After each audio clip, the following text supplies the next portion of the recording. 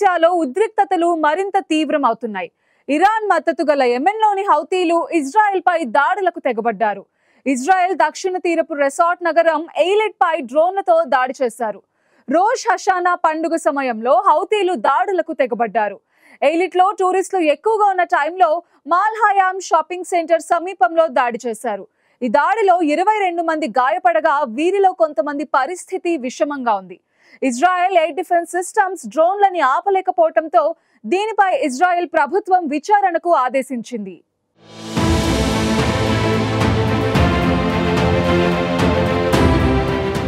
Yemen హౌతీలు మరోసారి రెచ్చిపోయారు. గతంలో హౌతీలు ఇజ్రాయెల్ మధ్య కాల్పుల విరమణ ఒప్పందం జరిగినా అది విఫలమైంది.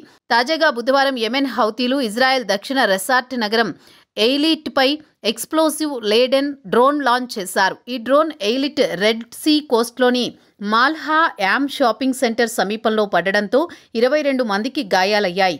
వీరిలో ఇద్దరి పరిస్థితి విషమంగా ఉందని విశ్లేషకులు తెలిపారు. ఎయిలిట్ యోసెఫ్టాల్ హాస్పిటల్కు క్షతగాత్రులను తరలించారు. ఇది దేశంలో అతి చిన్న general hospital. Israel air force హెలికాప్టర్లు క్రిటికల్ పేషెంట్లను బీర్షేబా సోరోకా మెడికల్ సెంటర్కు తరలించాయి.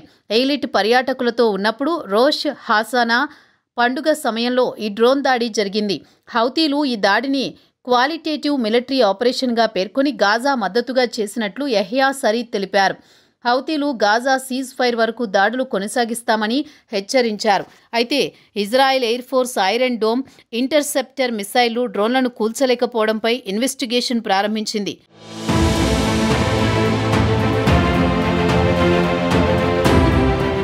లో ఫ్లయింగ్ డ్రోన్ ఇజ్రాయెల్ ఎయిర్ స్పేస్లో అన్డిటెక్టెడ్గా ప్రవేశించింది. ఎయిర్ రైడ్ సైరెన్లు ఎయిలిట్లో మోగాయి. కానీ చాలామంది రెసిడెంట్స్ డ్రోన్ను వీడియోలు తీశారు. అయితే ఐడిఎఫ్ టెక్నికల్ మాల్ ఫంక్షన్ లేదని, కానీ ఎక్స్టెన్సివ్ ఇన్వెస్టిగేషన్ చేస్తామని పేర్కొంది. హౌతీ టెర్రరిస్టులు ఇరాన్, లెబనాన్, గాజా మద్దతుతో దాడులు చేసిందని, ఖచ్చితంగా ప్రతీకారం తీర్చుకుంటామని ఇజ్రాయెల్ డిఫెన్స్ మినిస్టర్ ఇజ్రాయెల్ ఖడ్జ్ హెచ్చరించారు. ఇప్పటికే ఐడిఎఫ్ యెమెన్పై దాడులు పెంచుతోంది. గత నెల 28న యెమెన్ రాజధాని సానాలో 12 మంది టాప్ హౌతీ అధికారులను హతమార్చింది. ఈ దాడిలో హౌతీ ప్రభుత్వానికి చెందిన ప్రధానమంత్రి అహ్మద్ అల్ రహావీ కూడా మృతి చెందారు. 2023 అక్టోబర్ 7న హమాస్ ఇజ్రాయెల్పై దాడి చేసిన తర్వాత గాజా యుద్ధం ప్రారంభమైంది.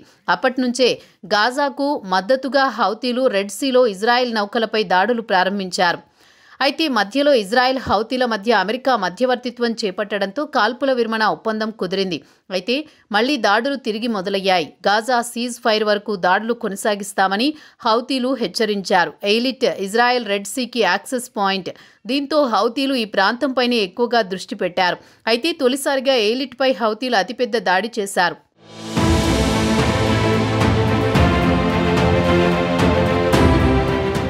ఇక హౌతీలు గాజాకు మద్దతుగా దాడులు చేస్తున్నారు. దీంతో హౌతీలపై ఇజ్రాయెల్, యుఎస్, యూకే దాడులు చేస్తున్నాయి. అయితే ఈ ఏడాది మే తర్వాత యుఎస్, యూకే దాడులను ఆపేశాయి. గత 2 వారాల్లో ఎయిలిట్లో మూడోసారి హౌతీలు డ్రోన్లతో దాడి చేశారు. సెప్టెంబర్ 18న జరిగిన దాడి భారీ నష్టాన్ని కలిగించింది.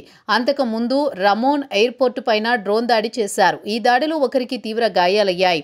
హౌతీ తిరుగుబాటు దళాలు తాజా దాడికి బాధ్యత వహిస్తూ మరో 24 గంటల్లో రెండో ఆపరేషన్ చేపడతామని ప్రకటించారు.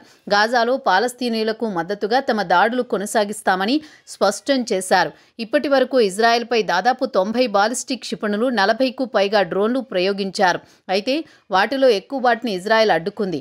ఈ దాడులు కొనసాగుతున్నప్పటికీ నగరంలో సాధారణ జీవనం కొనసాగుతుందని, హౌతీ ముప్పును పూర్తిగా తొలగించేలా చర్యలు తీసుకోవాలని సైన్యాన్ని ఎయిలిట్ మేయర్ ఎలీ లాంక్రీ కోరారు.